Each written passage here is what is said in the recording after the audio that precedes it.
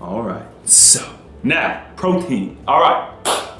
Now, as you guys know, if you follow me on my channel, I've mentioned Dr. Sebi a couple of times. He's one of the first teachers that I really, looked to when I wanted to learn about natural healing. The reason why is because he had hardcore proof that what he was teaching worked.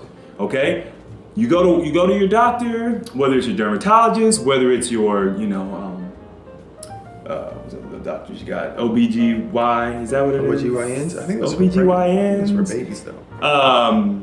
Whatever doctor it is, when you go to these people and they're telling you these things, you have some issue or whatever it is, and they're telling you these things, oh, take this medicine, take that medicine. If they can't show you where they've cured something or where someone's had drastic improvement without negative side effects based on the information they're giving you, based on the teachings they're giving you, then that's not great information, Dr. Sebi was doing exactly what I needed him to do. He was teaching me things that made sense.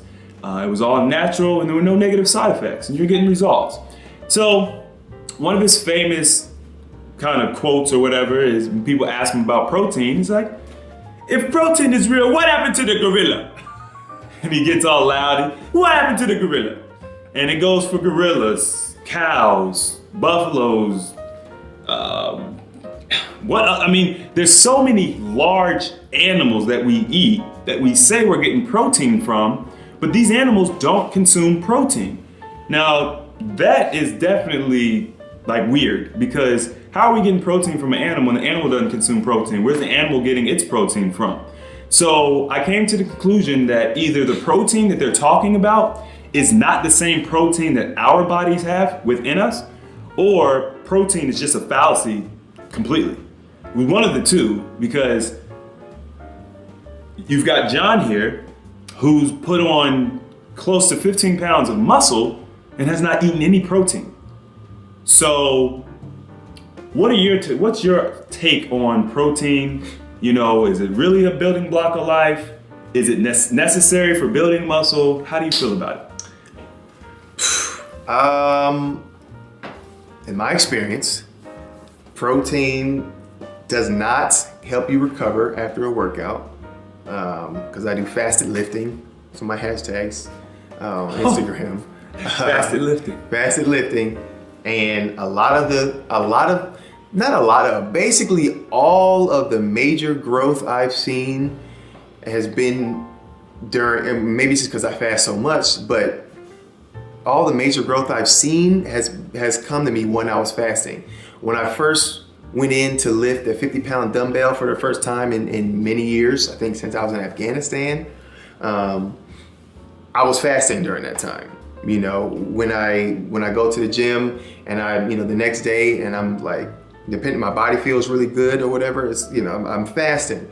I recover very quickly. I never have any, I recover, at all, just the fact that my body recovers on its own, every time.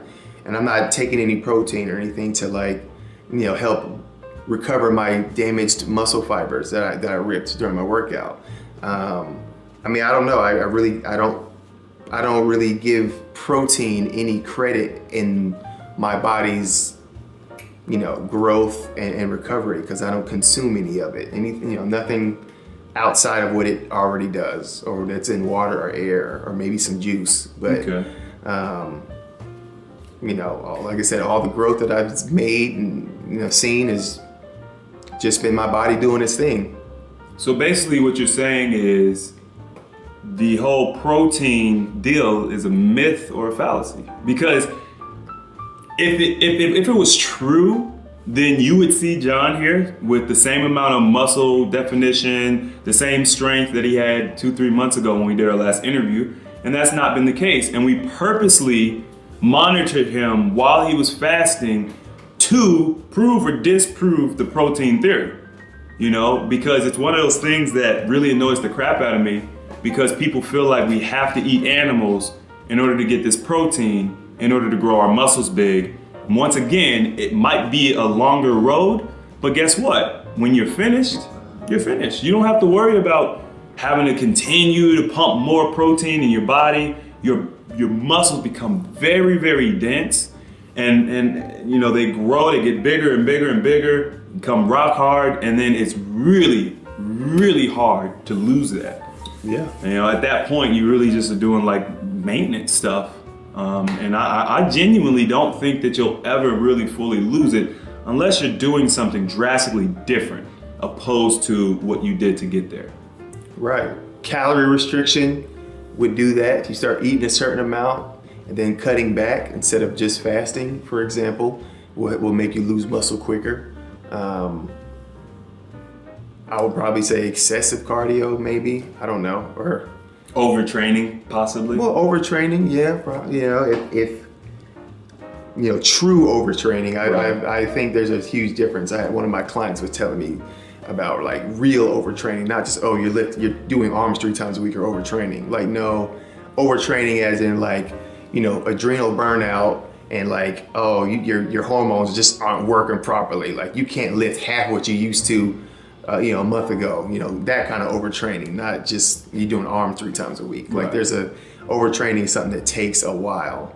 And that's coming from somebody who actually does compete. Not me, but my client who actually competes and stuff like that. So there's a huge difference. But Okay. yeah. Well, I feel like I needed to get that off my chest, man. Yeah, me too. Really? Seriously? I had to show him, man.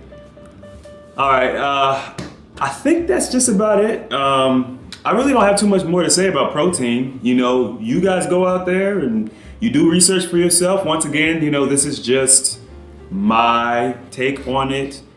This is the experiment we're doing. You know, for those of you that want to argue with what we're saying, show me your results.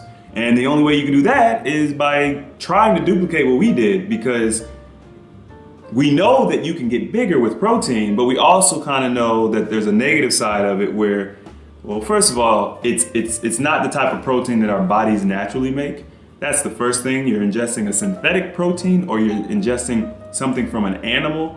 And then on top of that, there's the muscle loss that you have to deal with that so many bodybuilders see later on in the years, you know, when they stop training. I mean, all that muscle like turns into fat or flab or, you know, I don't know. It doesn't happen all the time. Some guys keep up with their exercising a little bit, but if you don't, I mean, I've seen guys go from pretty much looking like John to looking like Steve in that first video, the 350-pound Steve. Hey, by the way, Steve, you need to get your video done because everybody's waiting for it. Ooh, call him out. Call him out. I'm letting y'all know it's in his hands. So if you guys have been looking for Steve's update video, hit him up. Come on a group chat and call him out.